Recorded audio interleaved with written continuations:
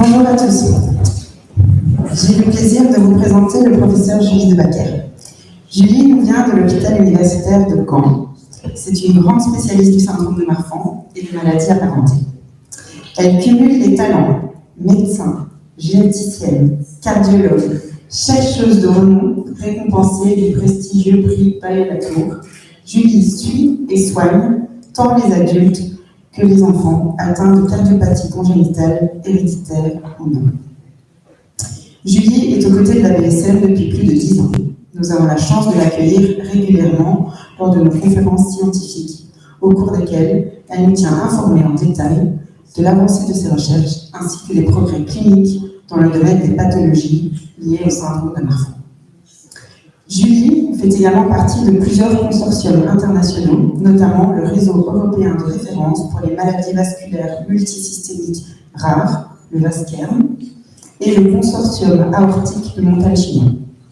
En 2018, le professeur Debacker a en outre accepté de co-présider avec le professeur Bart Lewis, présent ce jour également, le comité scientifique de la Fondation San Angelo. Aujourd'hui, elle va nous parler de l'actualité de la recherche consacrée au syndrome de Marfan et maladies apparentées. Julie, c'est à vous.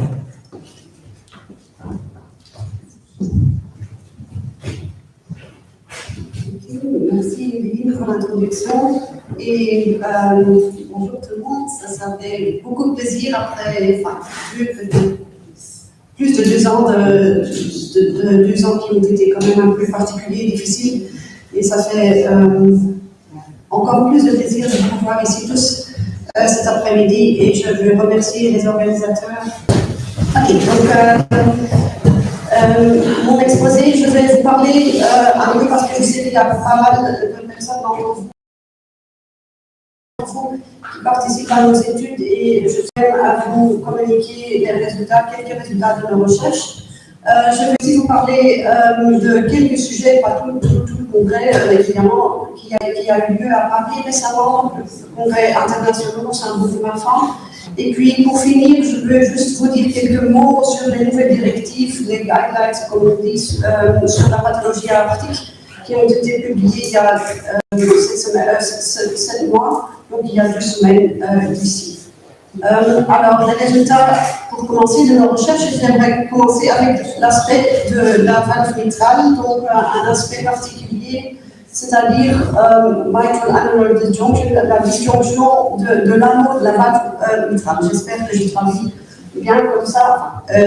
Vous voyez ici sur cette image, sur cette vidéo, vous voyez ici, vous voyez l'aorte, la racine aortique. Donc ça, c'est une image d'un patient enfant avec une aorte dilatée. Mais vous voyez aussi la valve mitrale ici vous pouvez peut-être voir ça, que la valve est trop souple, donc elle bouge un peu plus qu'une valve normale. Et ce qui est important aussi, c'est qu'il y a une distance entre la paroi du ventricule gauche et l'anneau de la valve. Et c'est ça qu'on appelle la disjonction. Et on voit ça chez des patients avec prolapsus de la valve mitrale, non seulement des patients enfants, mais aussi dans la population générale, qui présente avec une insuffisance de la valve. Et on voit ça dans pas mal de patients, c'est pas les patients, des individus dans la population générale. Donc, les premières données à ce sujet par rapport au Marfan ont été publiées par le collègue norvégien. Donc ici, vous voyez les résultats de leur étude. Donc, ils ont étudié des patients Marfan et des patients Louis-Dietz et ils ont identifié ce phénotype dans 40% des patients et ils ont vu que dans ces patients qui présentent cette disjonction, qu'ils ont l'âge auquel ils sont opérés est plus jeune, qu'il y a plus la fréquence de chirurgie mitrale est plus haute que dans les autres patients. Ce que nous, on a fait, ça c'est mon jeune collègue Anthony Lemondre qui a conduit cette étude chez Dragan. Donc on a inclus 154 patients en total. On a regardé s'il y avait cette disjonction, oui ou non. Et dans la plupart des patients, on a donc fait une analyse d'arythmie, de fonction ventriculaire et de problèmes aortiques. Et dans un peu plus de 100 patients avec, où on avait un modèle, donc une enregistration glissée pendant 24 heures, on a fait une analyse plus détaillée des arythmies. Ici, vous voyez les résultats principaux pour vous dire que les patients qui montrent cette disjonction de la valve ont plus d'arythmies supraventriculaires, donc des arythmies atriales, on dit des arythmies du ventricule, et plus d'événements aortiques, de chirurgie mitrale et d'événements arythmiques. Donc, c'est un phénotype un peu spécifique, mais je pense quand même que dans le futur, ça vaut la peine de vérifier si on voit cette disjonction. Et ça peut nous aider pour estimer le risque d'avoir des problèmes chez les patients. C'est un des risques. On en a plusieurs. Hein. En ce moment, on a le diamètre aortique, on a le sexe, on a d'autres choses dont on tient compte, mais aussi la présence de cette disjonction peut quand même nous aider aussi. Donc, ce qu'on a fait sur l'aspect des arythmies et donc sur la mort subite et sur la cardiomyopathie dans l'enfant, on avait déjà fait une étude précédente où on a vu qu'il y a une atteinte légère mais significative du myocarde, donc ça veut dire qu'il y a une fonction diminuée de la fonction du ventricule avec des volumes élevés, une fonction déprimée et plus d'arythmie. Et le risque accru était plus sévère qu'à la chirurgie antérieure de dysfonctionnement de la valve. Ça, c'est ce qu'on a déjà établi dans le passé. Et puis, plus récemment, donc, on a fait une étude supplémentaire, et ça sont mes deux collègues, Laura Mourinho et de nouveau Anthony, qui ont fait ces études et qui ont donc démontré c'était une étude internationale, dont plusieurs de nos collègues internationaux ont participé à cette étude, c'était avec le réseau de FastCurrent.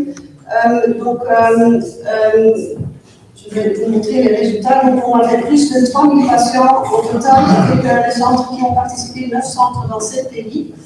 Et donc, on a vu qu'il y avait une prévalence élevée d'arythmie et de dysfonction ventriculaire dans les patients enfants, donc les patients atteints d'une mutation dans LPA1, et aussi dans les patients ouestiques atteints d'une mutation dans les gènes TGF-bêta. On n'a pas vu ces événements dans les patients avec des mutations dans le gène ACTA2 qui semblent être un groupe un peu particulier en termes d'arythmie et de dysfonction ventriculaire. Donc, la conclusion de notre étude était que, bien que peu fréquente, la cardiopathie aortique doit être reconnue comme potentiellement grave, touchant également, parce qu'on a des patients jeunes qui ont présenté avec des problèmes pareils, et même dans ces cas qui n'ont pas de maladie valvulaire ou aortique significative. Ok, donc je vais aborder quelques sujets du congrès de Paris pour la suite. Alors, j'aimerais commencer avec cette étude ici qui a été faite par les collègues de Cambridge qui ont déjà pas mal d'expérience avec des expériments avec des cellules souches. Donc, on cultive des cellules souches des patients enfants, on fait un modélage des mutations en fait. On avait déjà établi un modèle et donc ils ont montré que dans 6 modèles additionnels des patients enfants, on a testé des drogues, donc des suggestions de drogues, entre autres un antibiotique, l'oxycycline, le losartan, que vous connaissez bien, un inhibiteur du P38 et un inhibiteur du GSK3000. Et là, on a vu que ces 6 lignes donc, que vous pouvez comparer avec des patients, si vous voulez, répondent différemment à ces différents traitements. Donc, ça veut dire, c'est un peu ce qu'on voit dans la clinique, hein, c'est pas tous les patients répondent de la même façon à un certain traitement. Donc, il y a beaucoup de différences entre les patients et c'est la même chose qu'on voit dans les cellules souches. Et je pense que ce sont des modèles très intéressants pour étudier et pour avoir plus de connaissances sur la fonction des traitements. Une autre étude qui était intéressante, c'est une étude du groupe de New York qui ont fait des études avec, et là ça me rend, pour moi c'est un peu difficile, ce qu'on appelle ça, le tricoxique, non, c'est ça en français, le tricoxique. Ok, c'est des études qui ont été faites dans un modèle souris et l'idée, on sait déjà qu'il y a dans les patients et les souris avec le syndrome de Marfan, qu'il y a des anomalies dans la fonction du nitrique. Et c'est l'équilibre entre la vasodilation, donc ça veut dire la dilatation des vaisseaux et la vasoconstriction est réglée par cette molécule. Et donc, ce qu'on a fait, c'est on a traité les souris avec un antagoniste, donc vous connaissez bien le losartan, un antagoniste du ADNR, donc du récepteur angiotensine, et on a comparé ça avec un agoniste de l'angiotensine type récepteur type 2. Donc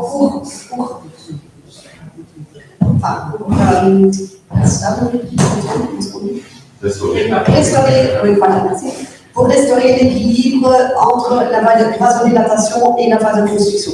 Et donc, ce qu'on a vu, c'est la combinaison de l'inhibiteur et du stimulateur. Ça évite la formation d'un anévrisme et ça évite aussi l'événement d'une dissection. Et on a vu que la combinaison des deux apporte l'effet le plus favorable. Donc c'est quand même intéressant cette piste de NO qui nous apporte quand même des idées pour développer des médicaments qui travaillent sur cette piste-là. Une autre étude intéressante, c'est avec l'allopurinol. Donc l'allopurinol, c'est un médicament qu'on utilise fréquemment dans la clinique, c'est pour traiter la goutte. Donc, vous connaissez les problèmes au niveau des orteils, principalement. Et donc, c'est une étude de nos collègues de Barcelone qui ont testé l'effet de l'allopurinol parce qu'on sait que l'allopurinol a un effet sur l'oxygène réactif. C'est comme ça qu'on dit? Voilà.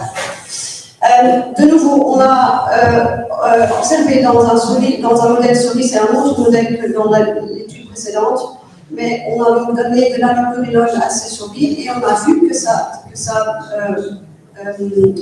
non seulement ça diminue la croissance de l'aorte chez les souris qui montrent déjà une dilatation modérée, mais aussi en plus, si on commence à traiter les souris dans un stade tôt, on peut même éviter que ça commence à dilater. Donc, ce sont des résultats très positifs. De nouveau, ce sont des résultats qui ont été faits, qui sont sortis des modèles souris, donc il faut être très prudent pour la transplantation chez l'humain. Mais quand même, ça nous donne aussi, ça nous donne de l'espoir pour le futur et on doit aussi savoir que l'allopurinol, c'est un médicament avec très peu d'effets secondaires. Donc, si on pourrait utiliser ça, ce serait quand même très, très favorable, je pense. Mais il faut vérifier, il faut vérifier ça dans le main. Donc, c'est le premier pas dans les études, il faut une vérification. Une grande étude qui a été présentée à Paris, c'est l'étude, la méta-analyse de toutes les études bêta-bloquantes losartan dans ce syndrome de Marfan. C'est une grande étude qui a été publiée cette année. Une méta-analyse qui a été conduite par Alex Pitcher de Oxford, donc, où on a fait une comparaison entre le losartan et les bêta-bloquants et aussi entre losartan et la combinaison de losartan et bêta-bloquants. Et donc, ce qu'on a vu, c'est qu'on a un effet favorable avec le losartan en comparaison avec le placebo, et qu'il n'y avait pas de différence entre le losartan et les bêta-bloquants quand on compare les deux. Donc, cette étude-là nous confirme que le losartan est un médicament aussi favorable que les bêta-bloquants, au moins, et que peut-être la combinaison des deux pourrait avoir un effet encore plus favorable. Une condition importante, c'est qu'on va pouvoir donner une dose assez haute pour avoir ces effets. Hein. Si on ne peut pas augmenter la dose de soit le bêta-bloquant ou soit le losartan, c'est mieux de donner un des deux traitements au lieu de donner une dose basse des deux. Donc, je pense que ce sont des résultats très intéressants et je pense qu'il faut tenir compte de ces résultats dans le traitement des patients. Ce qui était un peu, vous voyez le chirurgien Craig qui était présent à la conférence, qui s'est levé après la présentation et les chirurgiens ont des fois des idées très expressives, je peux dire. Il se levait et se disait so what? Ça, c'était son commentaire. Je pense, dans un sens, il a raison, ça ne change pas beaucoup. On utilise déjà le losartan et le bêta-bloquant chez les patients atteints du syndrome de Marfan, mais quand même, ça nous confirme que ce sont des médicaments bénéficiés tous les deux. Et ça nous apporte quand même un peu d'espoir pour que ce qu'on fait déjà dans la clinique, au moins ça aide et ça diminue vraiment la vitesse de croissance. Donc les conclusions qui ont été présentées aussi à notre réunion de Vasquel par notre collègue Roland Van Kiemenat, les conclusions de cette étude, c'est que les ARB, donc le losartan, réduit le taux de croissance aortique dans l'enfant. Les effets sont plus importants chez les patients qui ont une variante pathogène dans FBN1, c'est important. La plupart des patients enfants ont une mutation dans ce gène, mais quand même il y en a dans les études qui n'ont pas de mutation, qui ont peut-être une mutation dans un autre gène. Les bêta-bloquants semblent efficaces dans les analyses indirectes. Il n'y a aucune preuve d'une interaction entre les effets des ARB et ceux des bêta-bloquants, donc on peut envisager une thérapie combinée. Ce que je viens de vous dire, si on peut donner une dose assez haute. Et les humains, ça c'est logique, ne sont pas les dindes, parce que les dindes sont les animaux où on a en premier lieu identifié qu'il y a un effet favorable pour les bêta-bloquants. Ni des souris ni des, ça on sait déjà, on connaît les effets chez les souris qui ne sont pas toujours les mêmes dans l'humain. Sharing is caring, ça c'est le principe de Vaskern et donc le partage des données et le nec plus ultra en matière de santé. Et il faut des données collaboratives et dans Vaskern on a des plans pour voir des études supplémentaires à ce sujet. Quelques mots sur la recherche sur la qualité de vie parce que je pense que c'est quand même un aspect assez important. Et je vais juste vous montrer 3 études qui ont été présentées à Paris.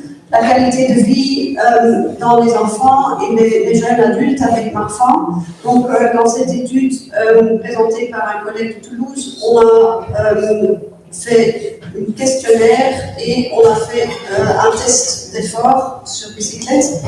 Et on a vu qu'il y avait une diminution de la capacité physique de ces patients. C'était à 63%, comme vous pouvez le voir. Et donc, l'impact des dommages multisystémiques qu'on connaît très bien dans l'enfant et du déconditionnement sur la qualité de vie est évident depuis le jeune âge et ne doit pas être négligé. Et les soins devraient inclure des programmes d'activité physique adaptés dès le plus jeune âge. Donc, ça confirme ce qu'on sait dans la vie quotidienne, mais ça confirme quand même qu'il ne faut pas négliger ces aspects-là.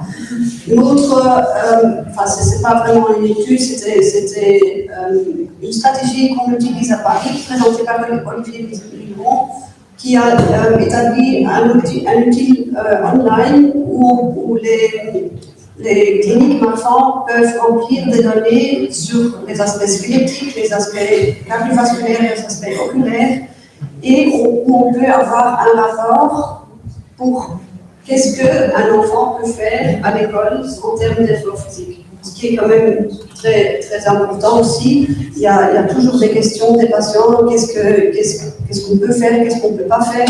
Et à part de ces études, on peut donner des recommandations aux profs à l'école plus fiables. Et une autre étude importante, je pense, parce qu'on a les pilules, on a les sortants, on a les bêta-bloquants, mais pour moi, je pense que l'effort physique, on ne peut pas dire que c'est les pilules, mais c'est au moins assez important que de prendre les pilules. Et donc ça, c'est une étude importante qui a été présentée par le groupe de Palo Alto, de nouveau chez les jeunes enfants, donc 8-19 ans, et on a compté donc, leurs steps, les 10 000 steps.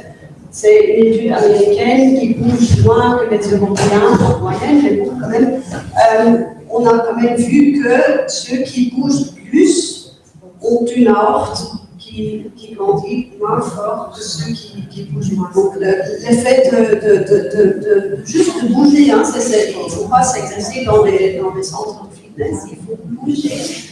Et ça a quand même des effets favorables qui sont très importants. Alors pour finir, les nouvelles directives américaines sur la pathologie aortique, donc c'est un document qui a été publié très récemment, et je veux juste vous présenter, donc il y a plusieurs auteurs évidemment, mais les auteurs sur les aspects génétiques et donc sur le chapitre sur l'enfant sont nos collègues respectés Alan Braverman et Diana Milevich. Il y a eu, je ne sais pas peut-être qui en a d'autres qui ont participé, moi j'ai noté, il y a eu un webinaire cette semaine du groupe canadien de patients avec Diana Milevich. Je pense que c'est disponible online, donc vous pouvez peut-être vérifier et mettre ça, je ne sais pas, peut-être mettre un lien sur votre site. Et il y aura un webinaire de la Fondation Enfants américaine cette semaine, la semaine après. La date est marquée, si vous allez sur le site, vous allez voir et il donne des explications sur ces recommandations. C'est un document très extensif, 171 pages au total, donc moi j'ai pas encore eu le temps de le lire. Mais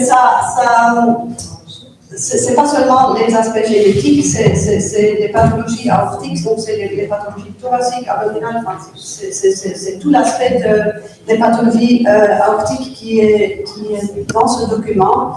Les messages principaux que je veux quand même vous communiquer, c'est qu'on a vraiment met beaucoup d'importance sur l'aspect qu'il faut des équipes multidisciplinaires. Donc c'est pas un médecin, c'est pas une personne. Il faut vraiment que les patients soient abordés par plusieurs personnes, par une équipe multidisciplinaire. L'aspect de chef decision making, donc je n'ai pas traduit en français, mais je pense que vous comprenez bien. Hein, donc ça devient de plus en plus important.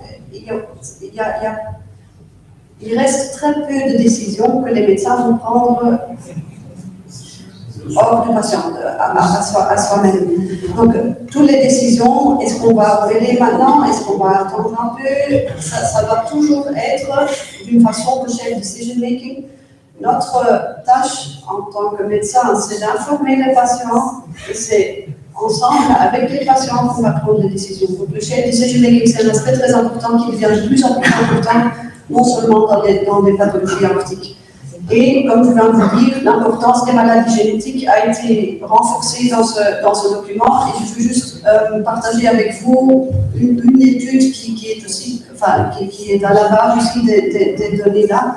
C'est une étude qui vient du consortium du Montalcino Aortic Consortium, où on a donc collecté des données cliniques et génétiques dans plus de 1000 de patients avec des mutations dans des gènes qui provoquent des anévrismes et des dissections. Et donc on a regardé l'évolution et les événements aortiques en rapport de ces gènes et même en rapport de certains variants dans ces gènes. Je ne vais pas entrer en détail parce que je n'ai pas le temps pour ça, mais je vais juste vous présenter ça ici pour vous vous donner un exemple. Ici, vous voyez la différence entre les différents gènes. La courbe en vert, ici, vous voyez, c'est la courbe pour les mutations dans SMA3. Et la courbe en mauve, en haut, ici, c'est la courbe pour les mutations dans le TGF-bêta-récepteur 2. Donc, ce sont des gènes pour le syndrome de Tay-Sachs. Mais vous voyez qu'il y a une différence de 15 ans entre l'âge moyen où on a un événement aortique. Donc ça veut dire qu'il y a quand même une grande différence entre ces différents gènes. Aussi, ce qu'on voit aussi, c'est qu'il y a très peu d'événements à l'âge très jeune chez les gens avec des mutations dans SMA3. Et par contre, il y a pas mal d'événements à l'âge d'enfance dans les gènes TGF-bêta-récepteur 1 et 2. Et donc, cette étude nous montre qu'on est sur la voie de ce qu'on appelle en anglais le personalized medicine, la médecine personnalisée, où on va établir le traitement le plus idéal à base du gène qui est impliqué. Donc, le gène va nous aider à estimer le risque d'avoir un événement. Et c'est une étude importante, je pense, qui nous montre qu'il y a des différences entre les gènes. Et comme je viens de vous dire, ce n'est pas seulement entre les gènes. Chez les enfants, il y a des différences entre certains types de variations.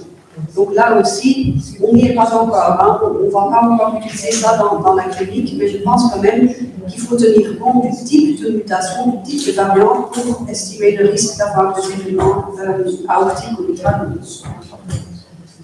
Donc les prochaines étapes, c'est mon dernier slide.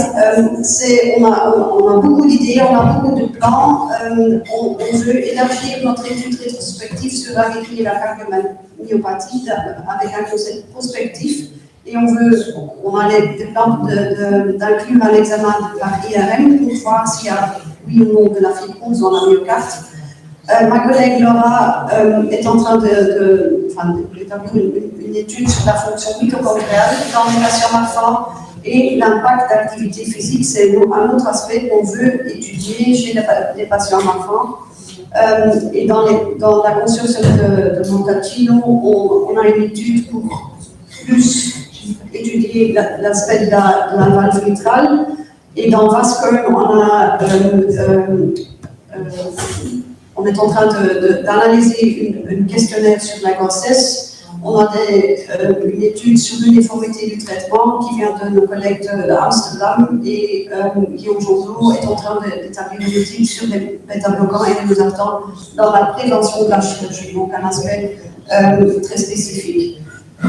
Donc, si vous voulez plus d'informations, je n'ai pas le temps de vous aborder tous ces plans en détail, mais n'hésitez pas de me contacter ou de contacter ma collègue Laura, que certains d'entre vous connaissez peut-être déjà. C'est ma collègue en cardiologie pédiatrique qui est très sympa, qui va certainement vous répondre.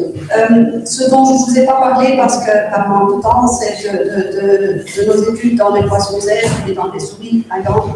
Mais si vous voulez, je peux faire une approche avec mes collègues. Donc je vais finir ici. Je remercie notre équipe à Gand avec tous les jeunes et les plus âgés. Donc ma collègue Laura, que certains d'entre vous connaissez peut-être déjà, mon collègue Patrick, et une personne clé pour moi dans la clinique, c'est Lisbeth Rovano, qui est notre infirmière, mais qui règle le tout. Enfin, elle connaît toutes les étapes dans la clinique, ma France. Et je remercie aussi évidemment l'association et voilà.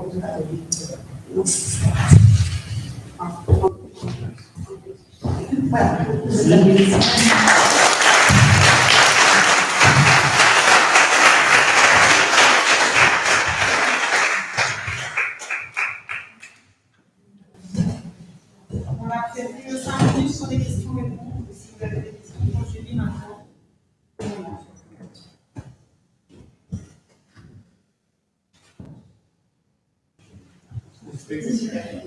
Alors, peut-être juste une question sur moi, c'est une piste Merci. Quand on voit ces différentes pistes médicamenteuses, comment ça se passe pour les patients? Est-ce que les patients sont contactés pour tester ces médicaments? Comment ça fonctionne concrètement? Si les patients aussi veulent s'impliquer, comment ça marche? Ah, je vois qu'il y a des choses.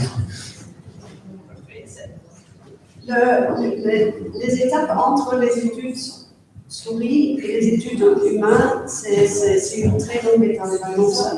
C'est 10 ans de mois. Il faut compter 10 ans de mois entre les premiers résultats dans le souris et les premières études qu'on peut faire dans l'humain. Et ça devient, je dois dire, ça devient de plus en plus difficile. Hein. Les règles des commissions d'éthique deviennent vraiment très strictes et ça devient de plus en plus difficile d'organiser les études cliniques.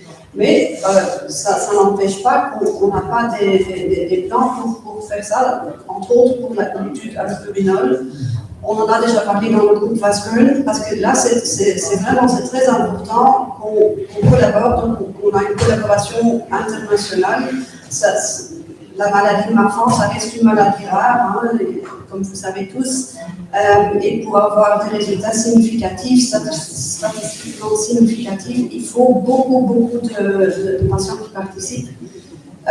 Mais je pense il y a des difficultés pour organiser des études pareilles, mais ça ne veut pas dire que ça ne va pas se passer. Je sais qu'en Espagne, parce que les collègues de Madrid ont établi les aspects NO, c'était un peu les premiers qui ont sorti ces données. Et eux, les dernières nouvelles que j'ai, ils sont tout prêts de commencer une étude dans l'humain. Mais ce sera en Espagne.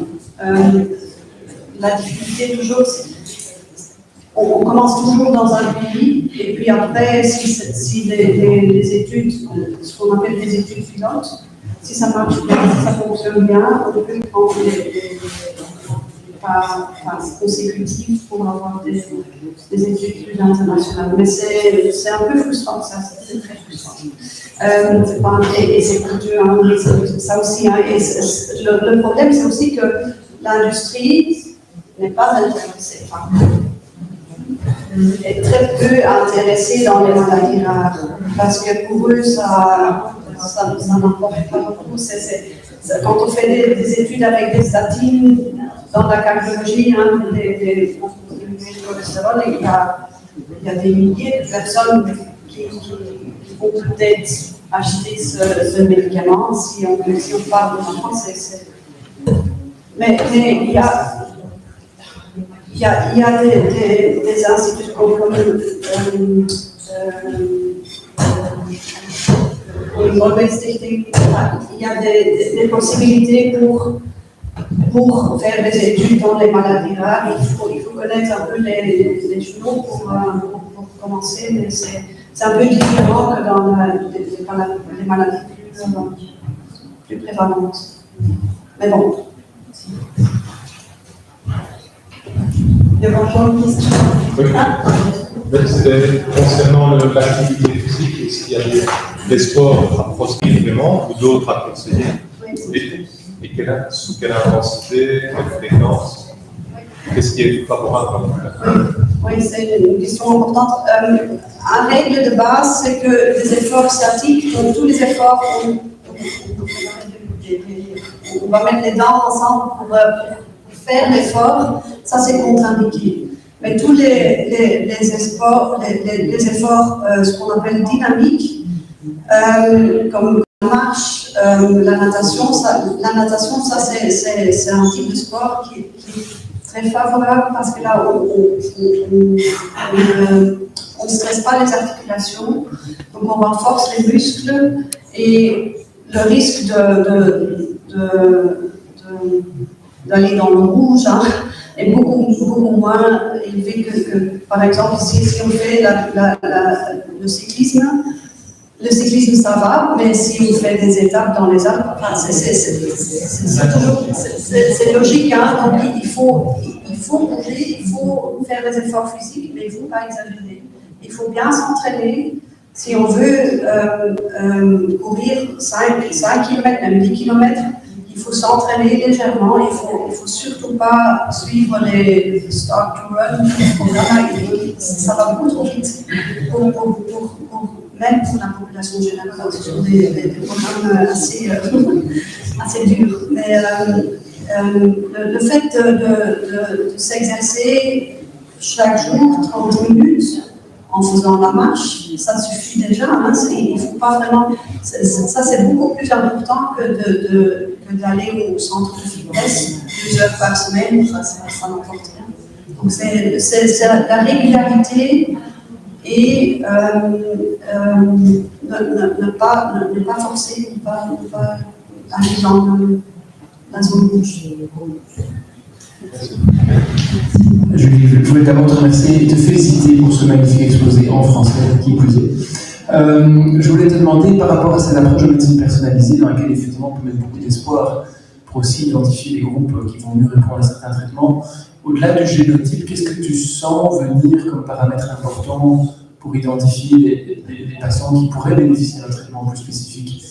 Est-ce que d'après toi, ce sont des données, par exemple, de morphologie aortique, de score systémique, d'expression de certains gènes? Parce qu'on voit toutes ces potentialités qui apparaissent là, mais qu'est-ce qui... Enfin, c'est une question très générale, mais qu'est-ce qui va sortir?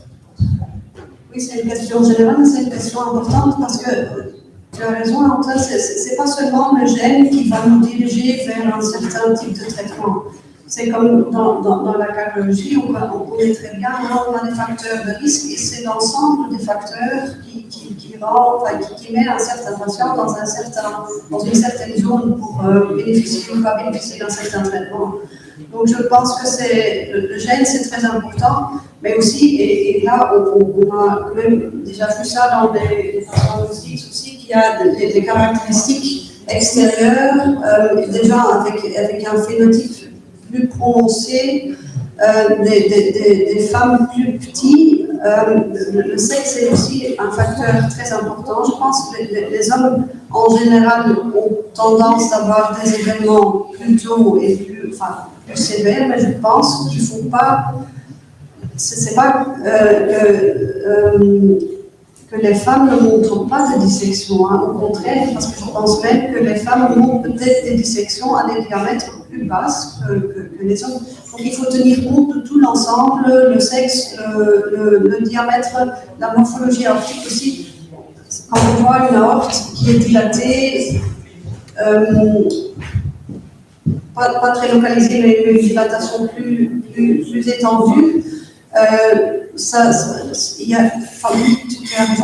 il faut tenir compte de plusieurs facteurs et je pense que les gènes jouent un rôle important et c'est assez fiable, mais ce n'est pas que les gènes qui vont... Oui.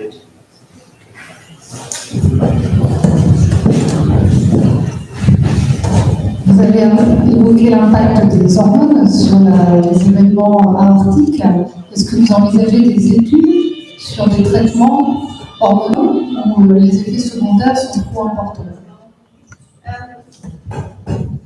Oui, ça aussi c'est important et c'est intéressant. Je veux bien vous en parler parce qu'on fait des études dans des souris pour étudier l'effet des sexes et l'effet des hormones. Ça joue un rôle, ça c'est sûr. On a déjà vu que l'œstrogène, par exemple, que ça a des effets sur la matrice extracellulaire.